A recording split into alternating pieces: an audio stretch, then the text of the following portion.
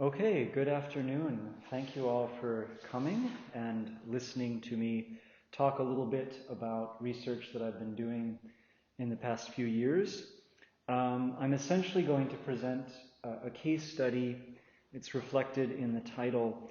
It's a case study about the emergence of stereoscopic photography and how that raised new questions about the reproduction of images and the limits of copyright law in the middle of the 19th century.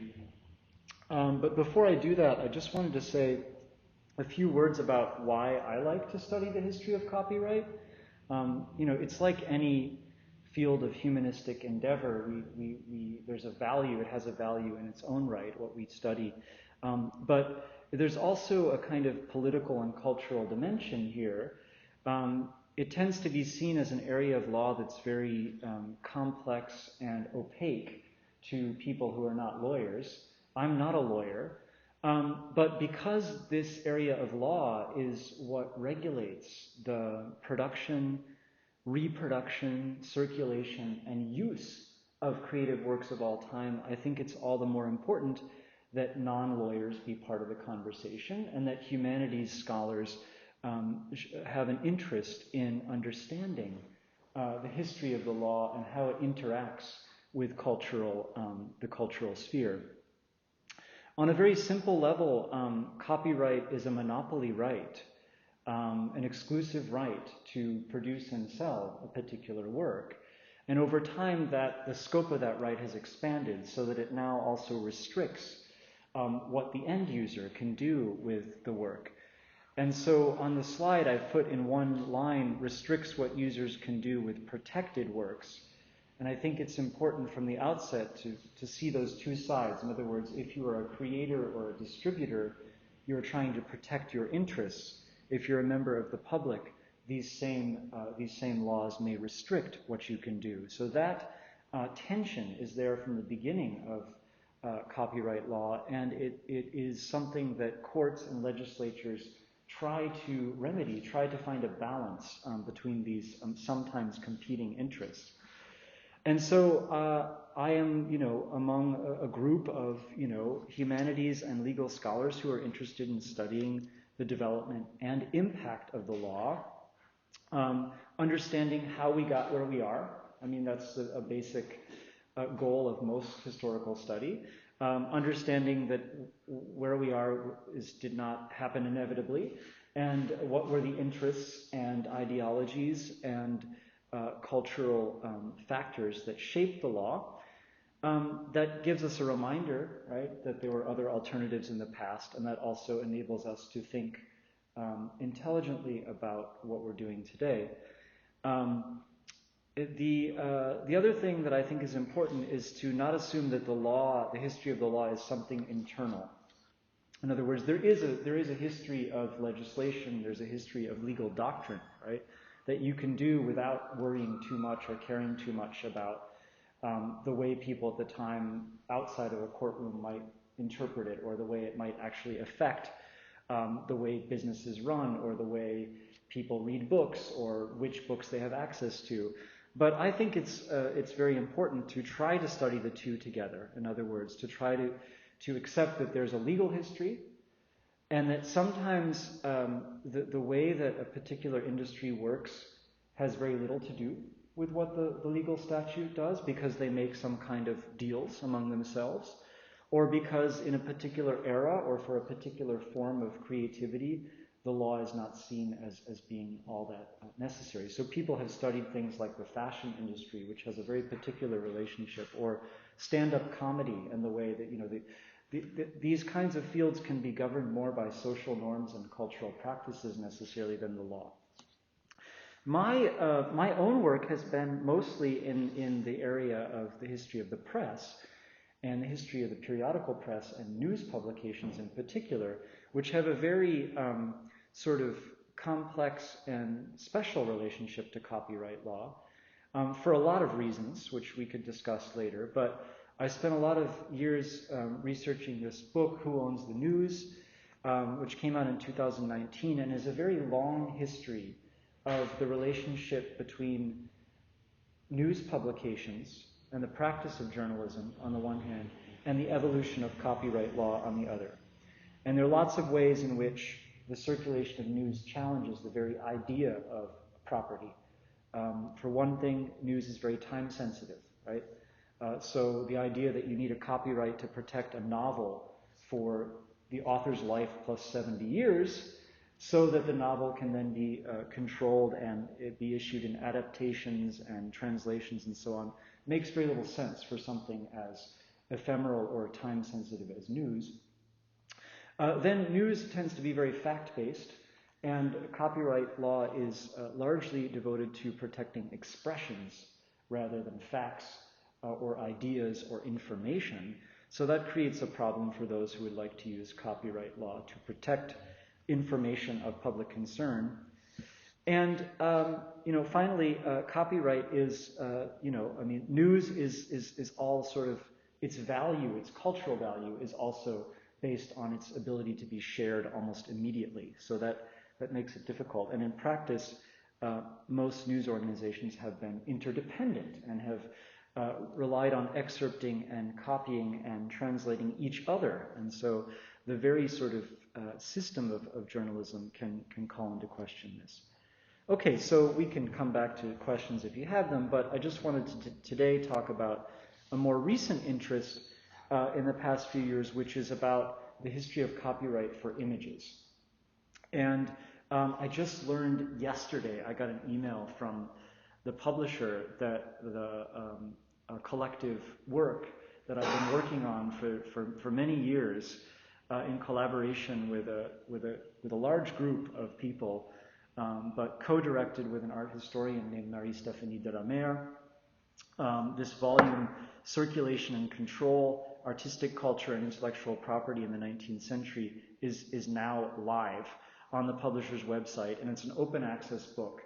And I could talk a little bit more, in the question period, but I really enjoyed working with this publisher, and it fit very well with our project because, the project is about the rules, the intellectual property rules, and how they affect creativity in the 19th century and access to culture. And so this is a publisher that makes its work available in multiple forms. There are printed books that are made available for purchase by libraries and individuals, and then the entire book or chapters of it can be downloaded for free from their website. And so this was a really enriching project for me that's just now coming to completion, the collective part of it, because it involved multiple meetings with legal scholars and with art historians and curators of fine arts and photography from museums and special collections coming together and looking at this object of, intellectual property in very different ways and kind of pushing each other, to think about the relationship between the law and creative practice. And it's not very easy to do, and I wouldn't say that we've come up with a final answer or anything like that, but we've tried to, through a series of case studies, think about the different ways that visual works, the different ways that people tried to assert control over visual works and the extent to which that actually happened. And the 19th century is a very interesting time period to do because, the most obvious change is the rise of photography and all sorts of different photographic processes and the different products that come out of that. But there's also lots of experimentation and the proliferation of images in print, and it's just, there's a lot to think about. Okay, we're almost to my case study, but before we get there, I just want to, there's a few sort of points that will help us to orient ourselves historically where we are. This case study is taking place in 1860. I argue that this is really a crucial moment in a crucial transition period in the industrialization of photography. And there's lots of interesting things happening in terms of photography's relationship to other visual arts. So how does photography relate to painting? How does photography relate to theater? How does photography relate to engraving? And so on. And so it's a period of experimentation in the reproduction of visual works, right, of existing artworks, as well as, of course, experimentation in photography as an art in its own right. So copyright legislation has expanded over time, and this is just a short, slice of time in the 19th century. But the basic point is that the model for copyright was printed books in the 18th century. Those are the first things to be protected, and that's a particular economic product. You have a manuscript of an author, you give the exclusive right to a publisher. The author signs it over usually. And it's a monopoly to produce copies, identical copies of that work, right? And then over time, you get this sort of application of that basic principle to all sorts of other works, which don't necessarily follow the same economic model or same, have the same needs in terms of what you need to protect. Paintings, for example, are not protected by copyright law in either the UK or the US until near the end of the 19th century, 1862 in the UK and 1870 in the US, and yet engraved images that were based on paintings were protected much earlier. And that seems logical because, engraved images were multiples that could be sold. There were copies that could be sold to a public, whereas the painting was one item, right? But then what happens? How do you protect that original painting from being copied? From being photographed, from being reworked as a stage play. I don't know. So the chronology of this calls out for explanation, right? But the chronology also only tells us so much, because in the absence of statutory law, often rules are made by the industries and the creators themselves, right? They come up with ways of regulating things, and we'll see that in here, in the develop of a kind of common law protection before the statute. Okay, so we can come back to talk about this, but it's just to let you know we're starting at this moment in 1860, just before the Fine Arts Copyright Act in the UK brings in this new form of protection.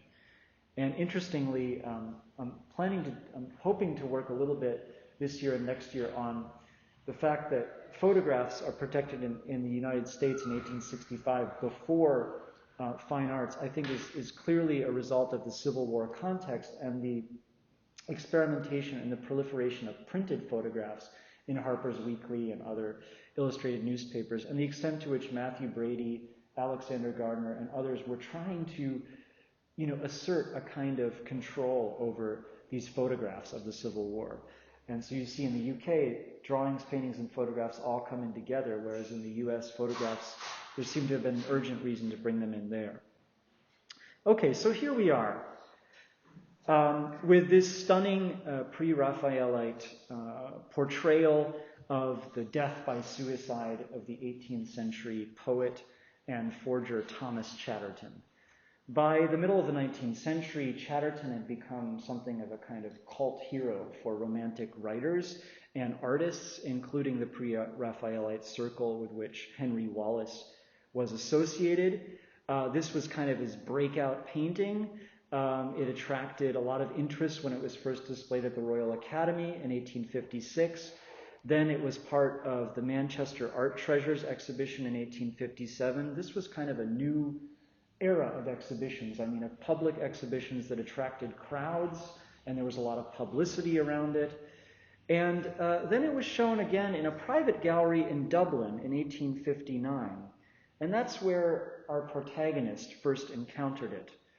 He was a photographer by the name of James Robinson, and he walked into this gallery, which was on the same street as his photography studio, and he says, that would be a great scene for a stereoscopic view.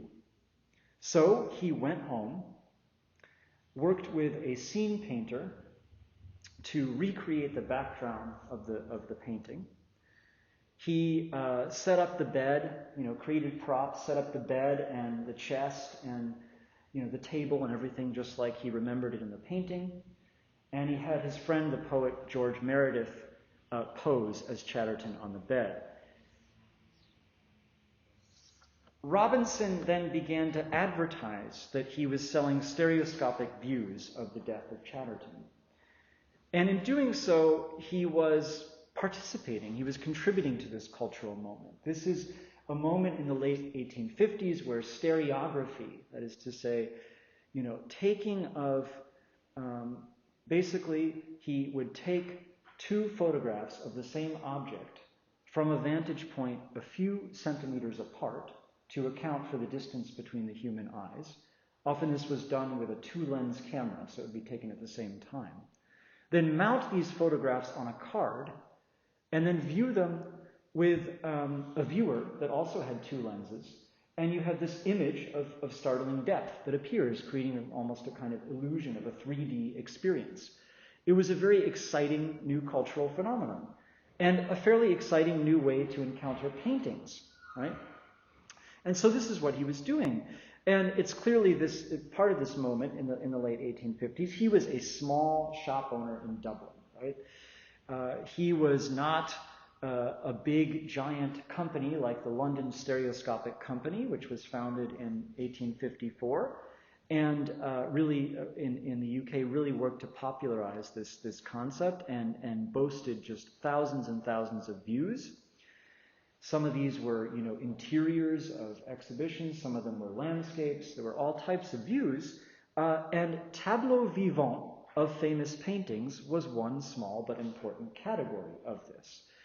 And so I would argue that, Robinson wasn't just trying to profit from this popularity of this painting. He was up for the challenge of restaging a painting as a tableau vivant, and then photographing it and creating this kind of product. So here's another example from a few years earlier of another painting by Millet that was restaged by the photographer Alexis Godin in the image at the right. And you can see it's not an exact imitation, but you can see the composition and certain elements have been transferred into this new medium. And the curators assert that the dog on the right was a taxidermied dog because it wouldn't have been possible to photograph it. The dog wouldn't sit still long enough to be photographed in that way. And nobody has done more to elucidate this fascinating tradition of Victorian stereographs that imitate paintings than Dr. Brian May, best known as the lead guitarist for Queen, but also an astrophysicist, photographer, and many other things. He has a really rare collection of these stereographs, and that's where a lot of the images from my presentation today come. He worked with the curator and historian of photography, Denis Pellerin, who's also pictured here, to curate an exhibit at the Tate about, now I guess 7 years ago, which put these Victorian paintings and stereographs together so that people could see them together. And recall their title, Poor Man's Picture Gallery, recall the phrase that was found in London newspapers in the late 1850s to describe the initiative, but the impulse behind this, which is, bringing art to the masses, or bringing the art at least to the middle classes, right, that can easily afford these stereographs and cards, and creating this new kind of encounter with works of art. Denis Pellerin has a lovely phrase that I've copied on the slide here. Stereoscopy loves clutter, and photographers who knew their customers well made the most of it in their compositions. And so here's an example of a rather famous artist and photographer, William Frederick Lake Price, who did this image of Don Quixote in his study, literary figure, right? Reconstruction of a scene, clutter, lots of objects. And the idea is when you're looking through the viewer, your eyes can actually travel around the room, right? And take a virtual tour and enjoy all of these little objects one by one. So Robinson, when he saw this painting in Dublin, it made perfect sense. In fact, you could even say the arched ceiling of this garret bedroom was almost calling out for a stereoscopic view. That's how many of them look, because when you're viewing them through the viewer. But here it was done by the painter, right, to simulate the sloped ceiling. But you've got it's almost like you're opening the door to the most intimate final moment of this young man, scantily clad in his bedroom. Your eyes could follow down the arm, right, to the hand with the, which has a crumpled paper and a vial of poison, which is sitting on the floor. There's the chest with all of the papers. And so through the viewer, you can actually kind of experience this, 3D experience. Okay, so much so good. What's the problem? Well, as soon as Robinson announced his stereograph cards, he was accused of piracy, and a lawsuit was started by a print publisher based in Newcastle named Robert Turner. Robert Turner had projected an engraving of the painting, and this is the final engraving as pictured here on the slide, but it wasn't ready yet, okay?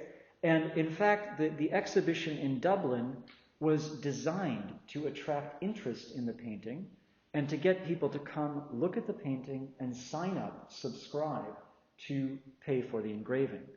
And that was by then a standard model. You would display the painting in public in order to attract subscribers for a quality print. And that helps you determine how many you need to print, that helps to finance it, that helps to generate publicity around it. Well, why did he think that he had the exclusive right to do this? Well, he claimed that he had an exclusive right to create reproductions of this famous painting through a contact with the owner of the painting, not with the artist, but with the owner, Augustus Leopold Egg. And in fact, the artist, Henry Wallace, plays very little part in this story. This is largely a story of owners' rights versus other creators and the public. Robinson was not shy. Many people would just give up. Lawsuits are expensive. Publishers who are willing to launch them are going out on a limb, and those who are willing to go to great lengths to defend themselves are taking risks. But Robinson was ready. You would say that he wanted to defend the position of photographers and the ability of photographers to coexist in this world of proliferating images. And he announced in the newspapers, there's actually on this slide, there is an advertisement for that Turner had placed, that is to say the print seller, saying, Chatterton, the last day, on view. Come see Chatterton at the gallery, right? And right under that, it's this ad, it's the doodling ad of the photographer who says that it must be obvious to anyone that has the slightest knowledge of the principles of the stereoscope that pictures such as he has produced could not be obtained from the flat surface of any painting or engraving. It is not a copy or a piracy. It is my own creation. Right? He made similar arguments and tried to rally the support of the local photographic society of Dublin, insisting it was not a copy, insisting that he'd worked on living models, and that's what he'd photographed. It's not even the same likeness. It's not the same person in the photograph. He had been threatened with legal proceedings, but he was going to maintain his right. And in that little here, we almost can imagine, him getting the support of the local photographers in this kind of battle against the print sellers. So here again is the engraving that Turner projected, and that was done by one of the most well-known engravers of the period, Thomas Oldham Barlow. And I put the prices here just to kind of highlight the extent to which this could be considered a very different product, almost for a different market. That is to say, it was the standard prints were 30 times as much as Robinson's uncolored stereo cards, and 17 times as much as the hand-colored stereo cards. So this is a much more expensive product with a much longer, more prestigious legacy, right? Going back to the Renaissance prints.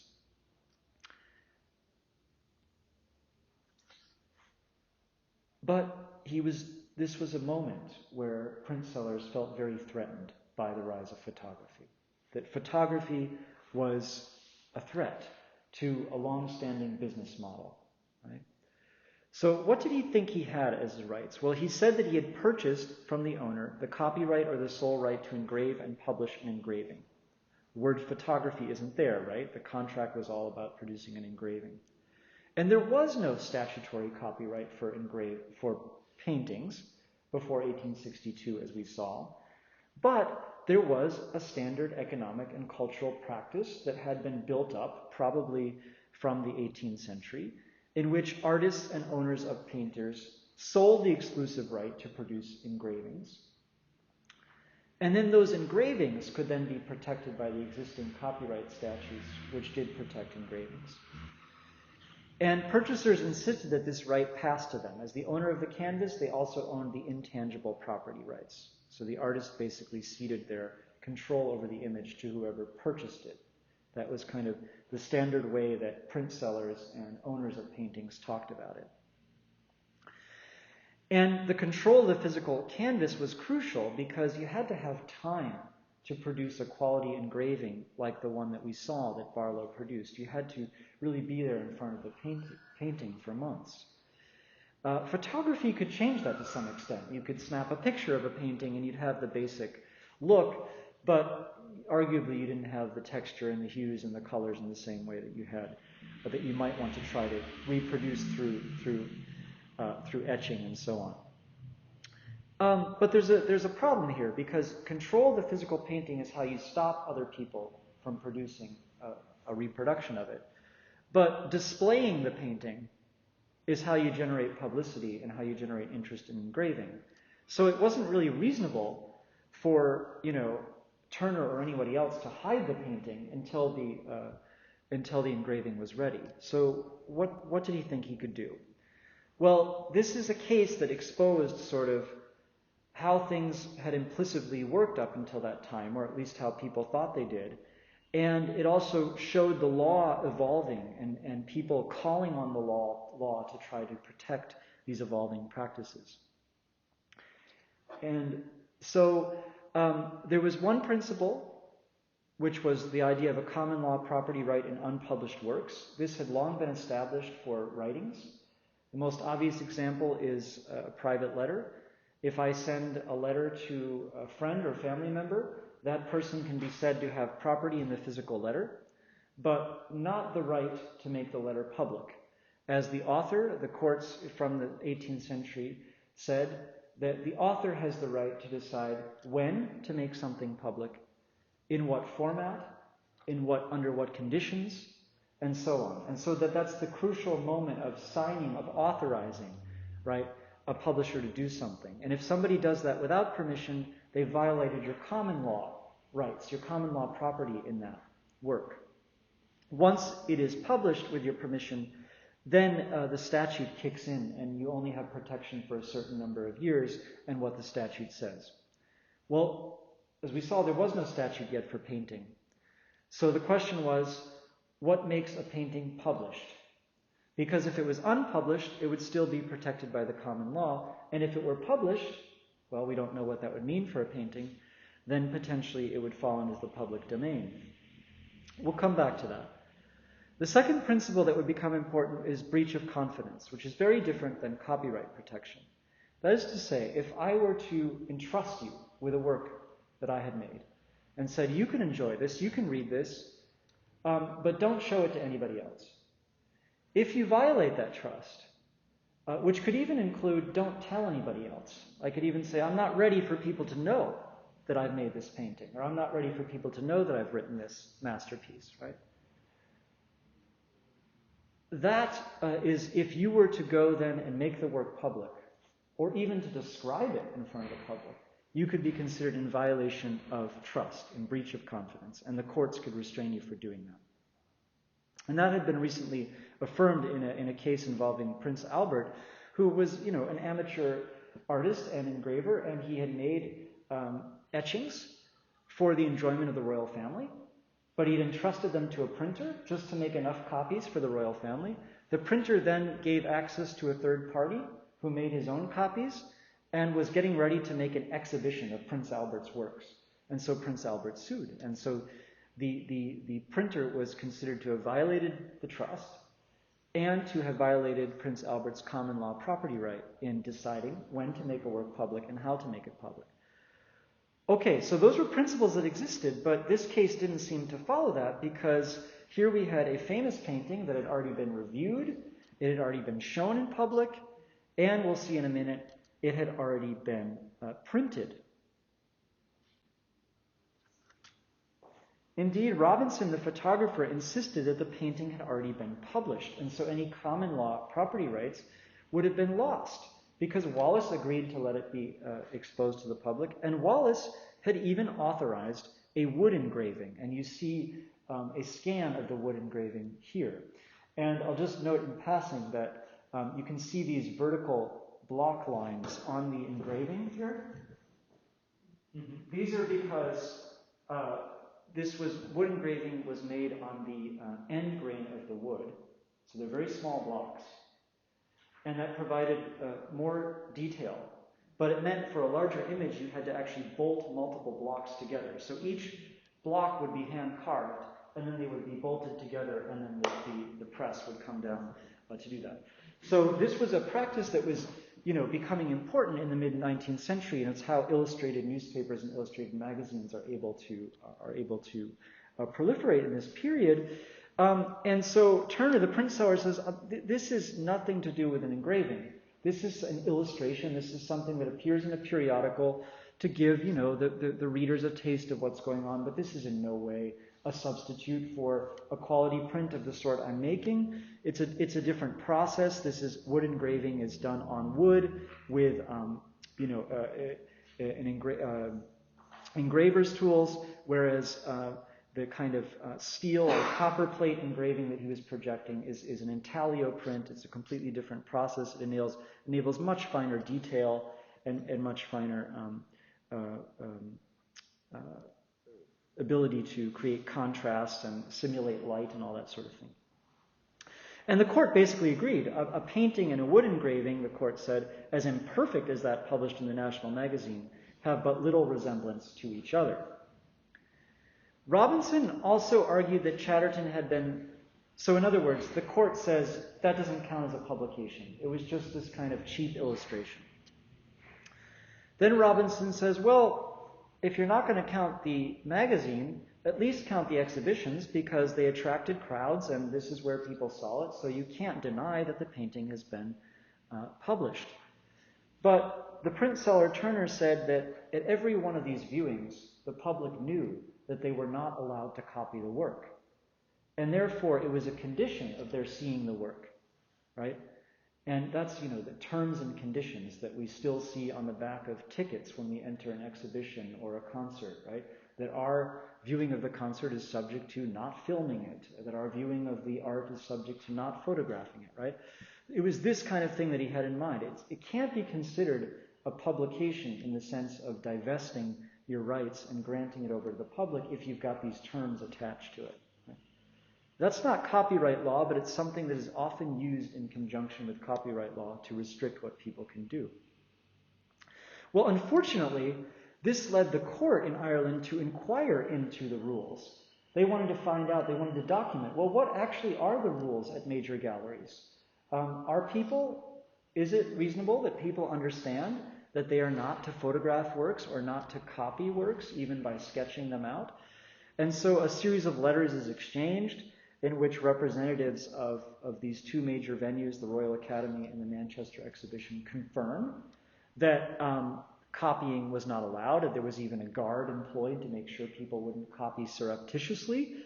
And moreover, at the Manchester exhibit, there was a book of photographs made of masterworks, but that only with the permission, each time the owner of the canvas had given permission, implying that if permission is not given, nobody has the right to copy it.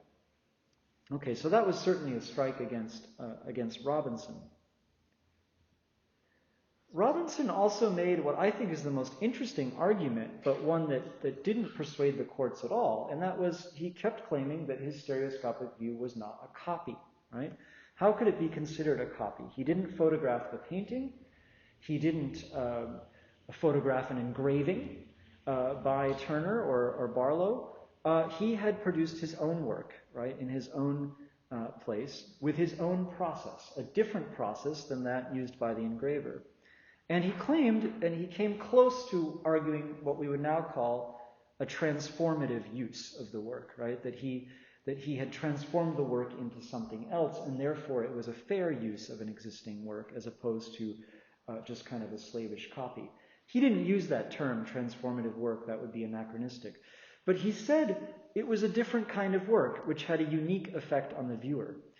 The stereoscopic pictures were only designed for the instrument, the stereoscope, and when seen through it, produced an effect which is not produced by the painting, and which cannot be produced by any painting.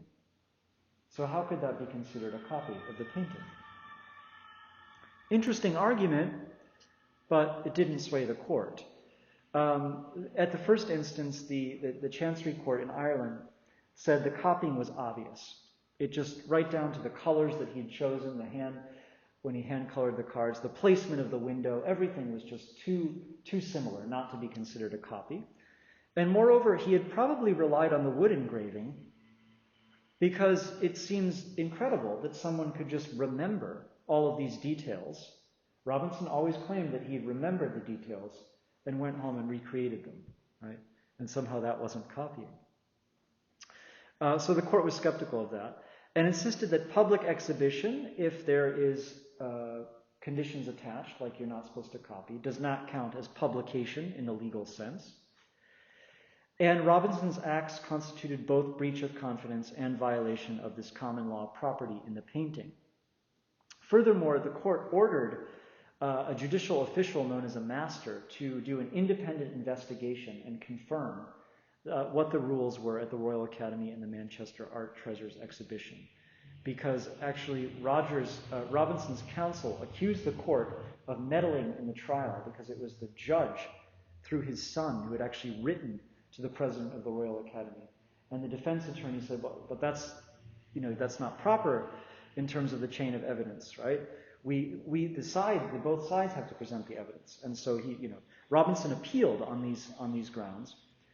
And the Court of Appeal just dismissed the whole question of gallery rules and the whole question of whether or not a painting can be considered published, and said we don't really need to worry about that because Robinson has already committed breach of confidence. When he entered Cransfield's gallery, it was clear that the painting was on display to attract subscribers. It should have been clear he must have known he wasn't supposed to copy it. And the court even said his extremely indirect and clever way of copying it could be seen as evidence that he knew he wasn't supposed to copy it. But of course, from the cultural context of the time and from what I've tried to suggest Robinson was doing, that isn't what he was doing. He wasn't trying to find a workaround because he wasn't allowed to photograph the painting. He went and staged it in his studio. No, that wouldn't have worked. He had to stage it in his studio in order to make a stereoscopic view. And the Court of Appeal addressed this question of what I would call transmedia copying, or changing the form and the process, and said that this did not make it any less of a copy.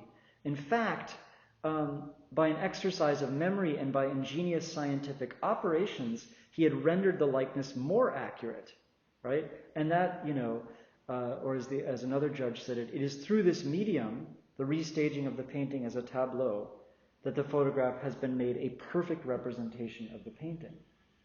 If he had just photographed the flat surface, it wouldn't be as lively, it wouldn't be as exciting, it wouldn't be this work. So in a way, they accepted that Robinson had done something, but they insisted that it was a copy.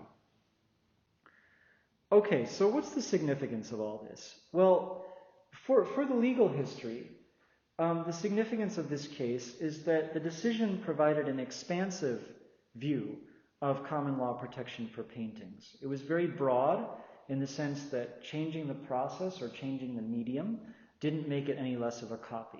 And that's not obvious, because when you look at the way copyright law expands, it's even more clear if you compare the French or European model to the Anglo-American model.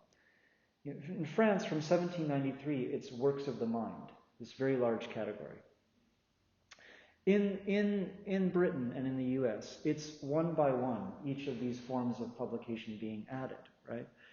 So the idea that there was this sort of general intangible property that would protect against all sorts of versions, all sorts of formats, all sorts of representations, was not an obvious thing. And this is one of those decisions that says, no, there is a right in the design of the painting which enables the owner of the painting to stop others from making a representation. And it was very much of the moment. I mean, it had become urgent, as I've tried to suggest, during this transition period. The threat of photography, right, had begun to destabilize or threatened to destabilize the printing business. And here was somebody who was very provocative. I mean, he was based in exactly the same street as the gallery. He was advertising in the same newspaper.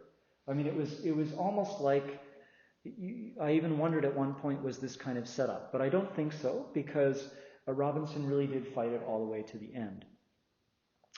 And the other significance of this decision is that it bolstered this ongoing push for statutory protection for paintings, and arguably was a piece of evidence that could be used by the legislature and by supporters of the legislation to create this broad protection in which paintings would be, and the design of the paintings, would be protected against reproduction by any means and of any size, right?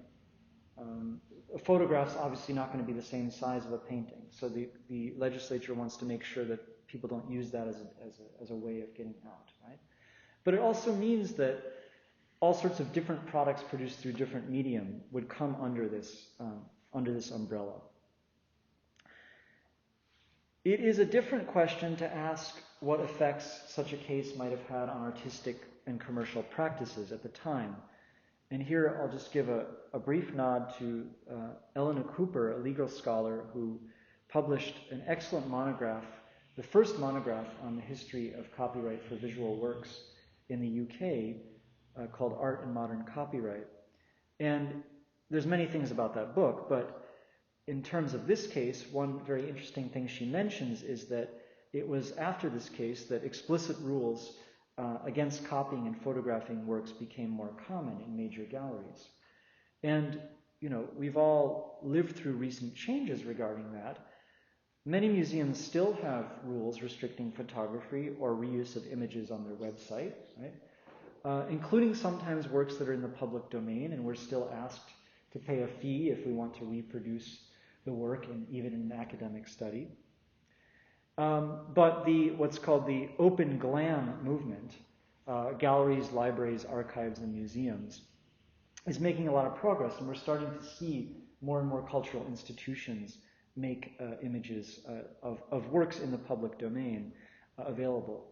But in any case, it's just a reminder that during that case, there was this distinction between what copyright law was able to restrict and what the gallery rules and your breach of the gallery rules were able to do. And we still have this similar dynamic. In other words, terms of use when you visit a website, or terms of use on the back of a concert ticket or whatever, are often working in conjunction to try to provide some additional layer of protection or some additional restriction beyond what the copyright law would say. You know, in the European Union or in the United States, it's very clear that you can't have copyright protection of a photograph of a painting that is in the public domain, right? But some institutions might claim that that is an original work by their photographer, they've invested in it and all that, it's important to recuperate the costs, and there's all sorts of legitimate arguments that can be made. But the copyright law protects creative expression, and there's a minimum threshold, and a photograph of a painting does not fit that. In the UK, it's a little different. There's several people who are still holding on to the idea that you could have a copyright in a photograph of a public domain work. Okay, but did the decision affect the practices of photographers at the time? Well, that's where I can't really provide a very convincing answer, except to say that the evidence casts doubt on that idea, because no other court case was found in which somebody was accused of doing the same thing as Robinson, that is to say, restaging a painting as a tableau and then photographing it. There doesn't seem to be other lawsuits. Of course, absence of evidence doesn't mean that there wasn't any. And this practice of photographing tableaux vivants based on paintings continued, but most of these did not imitate the painting as closely as Robinson, so perhaps he went too far, perhaps it was just too provocative, right? And Turner had to take a stand. Interestingly, other photographers did imitate Robinson's stereograph. So there was a photographer based in Birmingham who who restaged the painting himself, and he probably saw it in Birmingham. Turner also had it exhibited in Birmingham in order to attract subscribers to the engraving. And Michael Burr actually produced two different versions. Don't really know why. Perhaps the first one sold out. Perhaps he thought it was imperfect. But you can see there's just slight differences, like on the top one, the curtain is much more red, it's been colored more, and the post of the bed is pointed, whereas on the bottom one, it's a square post of the bed. So these are clearly two different moments. The historian of photography and the visual arts and collector Anthony Hamber also provided this image to me of a anonymous and undated carte de visite version, which actually looks very similar to one of the photographs that I just showed you. It has the square post of the bed, and it may have been a pirated version, or it may have been something else that this same photographer put out. And then there's the question of the afterlives of this painting and photographs based on the painting, which could be a subject of a study of its own. But I'll just point out a couple of examples for fun here at the end. There was a one-act play about Chatterton in the 1880s, and as part of the promotion for this play, the main actor playing Chatterton was pictured here in the same pose as in the painting. Now, of course, the photographer wasn't copying James Robinson. The script for the play probably had it that the actor was supposed to pose this way based on the painting, and that was part of this tradition of tableaux vivants, which are integrated into theater, which are then photographed. More recently, the British-Nigerian artist Yinka Shomibare produced this version called Fake Death Picture, Death of Chatterton Henry Wallace, which puts the body of Admiral Lord Nelson in the place of the poet Chatterton, and then has Nelson wear African wax clothing, so a kind of post-colonial version. And it will probably come as no surprise that during the first lockdown of the coronavirus epidemic, when people were sharing tableaux vivants based on paintings, and then using the hashtag Getty Challenge, one of the many great works that was imitated was Wallace's Chatterton, as you see in this example here. And what's also interesting is that, of course, as we saw in this Getty Challenge and in this phenomenon of restaging famous paintings and then photographing, it was crucial to put your version next to the original. I mean, that's where a lot of the fun is, right? In actually trying to imitate something and be as close as possible. And that was arguably the case in the middle of the 19th century too. That part of the sort of skill and talent was to actually imitate it, so that you wouldn't just recognize a literary figure, you'd recognize a particular representation, right? And I would argue that's what James Robinson was trying to do too. So in conclusion, Turner's decision to sue and Robinson's decision to engage in a long, expensive legal battle actually makes sense in the context of this crucial transition period in the relationship between photography and the other visual arts. The idea of a poor man's picture gallery was one road not taken. In other words, that was one possible use of photography in relation to the other arts. And it was, in a way, contested almost immediately by the entrenched interests of the print publishers, who were fearful that photography was breaking down their business model and their way of producing a cultural product. Arguably, after this initial fear with Robinson and so on, it may have become more obvious to print sellers that that type of creative recreation of a scene wasn't actually that much of a threat. But as the 1860s went on, they continued to worry and continued to sue photographers who tried to create photographs as substitutes for engravings. And Robinson and Turner both had their agendas, right? Turner wanted to clarify legal protection for print sellers, and Robinson wanted to defend the right of photographers to coexist with print sellers. But as I've suggested, it's not safe to assume that this had immediate effects on artistic or commercial practices. even though when looked at from a legal, as a more internal legal history perspective, it does seem to have clearly contributed to this ongoing expansion in protection for works, regardless of the format or medium. So I will end there and take your questions if you have any.